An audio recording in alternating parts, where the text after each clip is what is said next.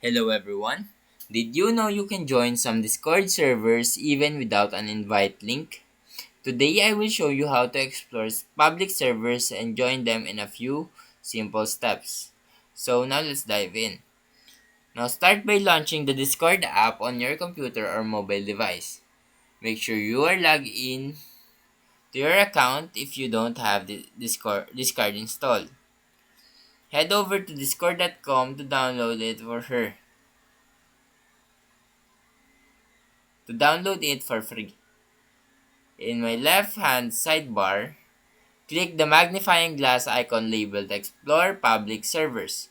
This feature is specifically designed to help you find and join servers without requiring an invite link.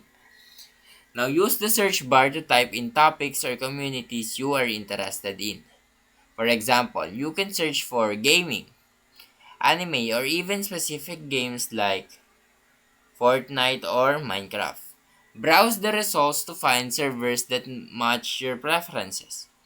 Now click on a server to preview its rules, member count, and activity. If it looks like a good fit, click the Join Server button. Some servers may have verification steps, so follow the instructions to complete your membership. And that's it.